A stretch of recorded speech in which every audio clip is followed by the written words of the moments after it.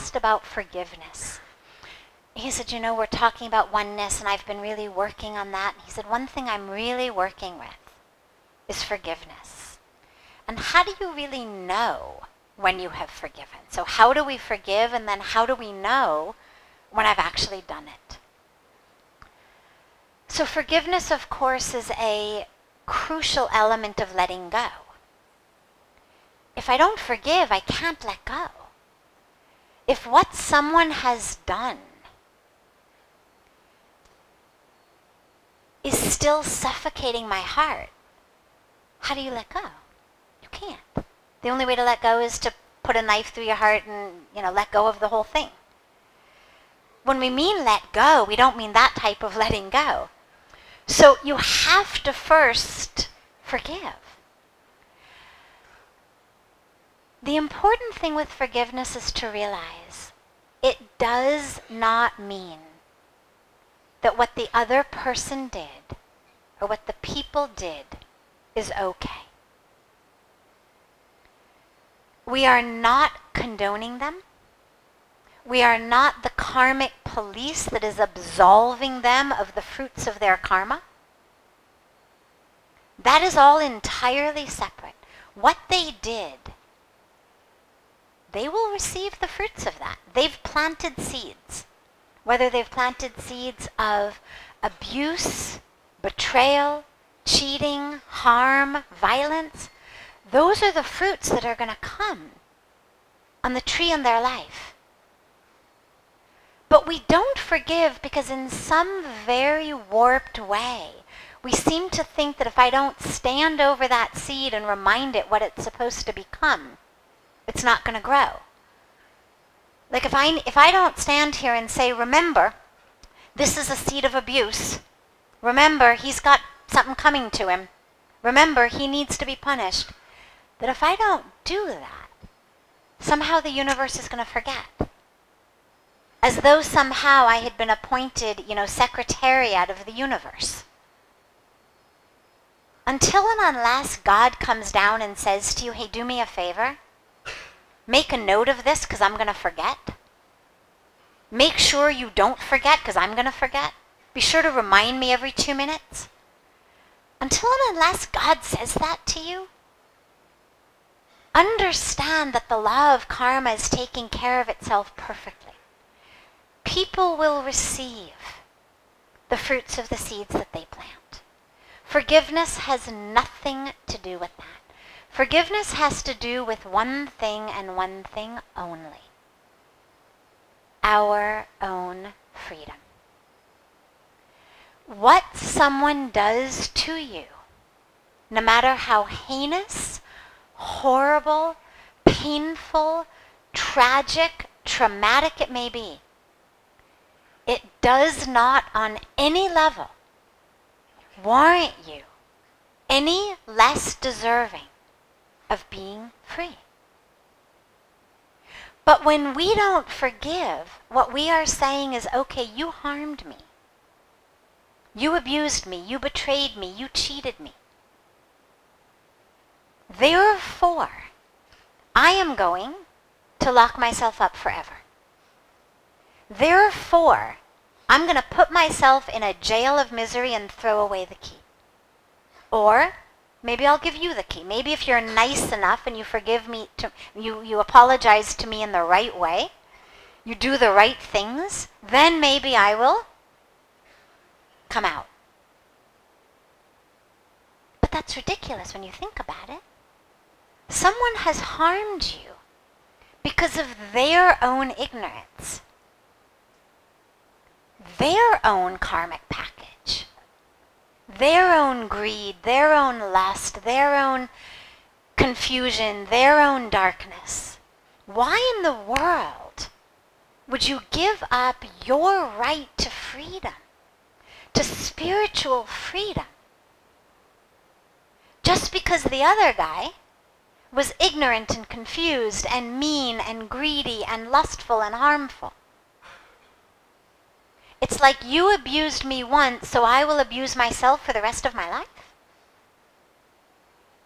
So we forgive only because we deserve to be free. That's it. We are not walking into a cosmic courthouse and saying, Your Honor, let him go. We don't even have the ability. You don't have the ability to absolve someone of their karma. So we forgive because we deserve to be free. And the minute you recognize that you deserve to be free, you'll let it go. I'll tell you a personal story of this. When I first came to India, and I asked Puja Swamiji about fear. How to let go of fear, how to give up fear. And he said to me, you fear because you don't trust. I then gave him my story. Good story, good drama. It's true story, true drama, but it's a good one also. It was one that had gotten me, for most of my life, lots of people to say, oh, lots of...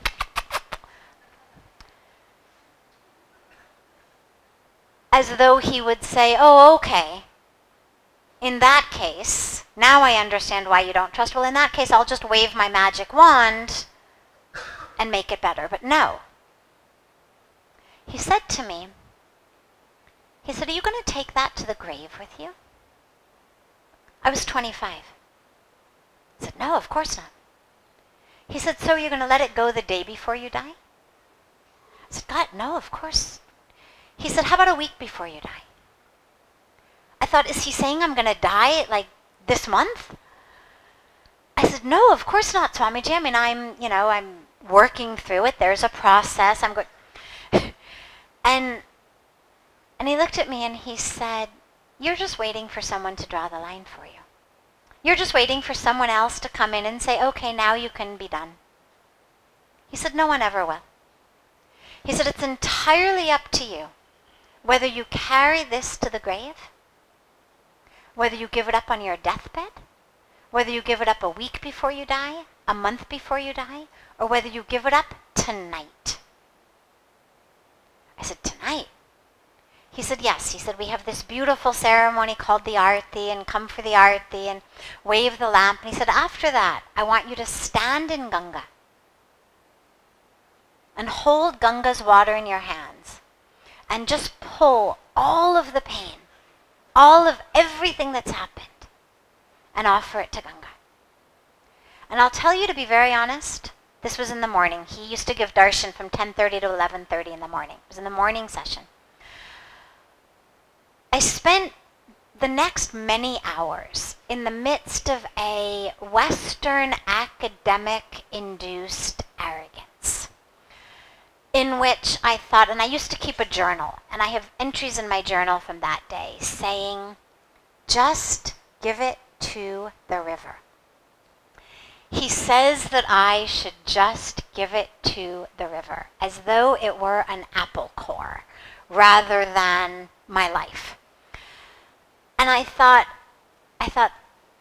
thankfully, I come from a system where we have a process and we know how to deal with these things, and we don't have to just expect the river is going to, wash away our pain. And at some moment, mid-afternoon, I had a moment that I will be grateful for the rest of my life, in which I said, okay, it sounds utterly insane. However, it was spoken by someone who is an incarnation of the divine on earth.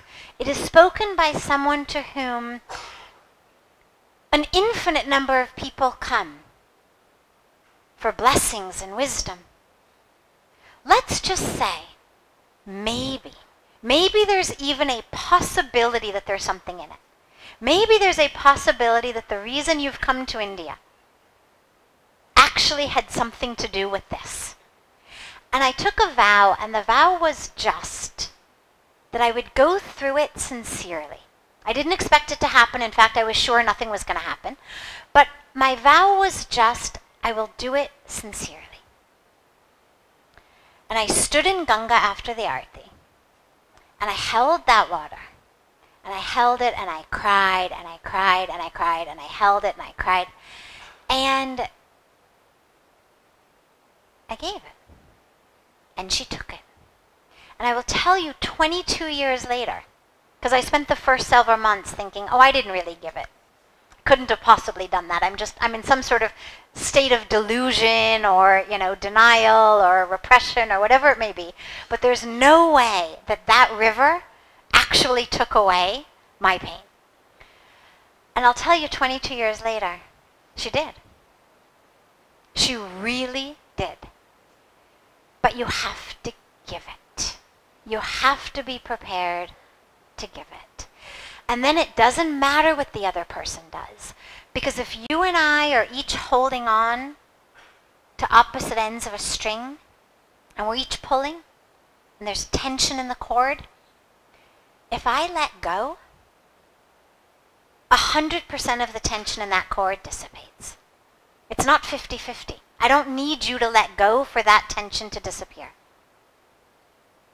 I just need to let go. And so we do. Because we deserve to be free.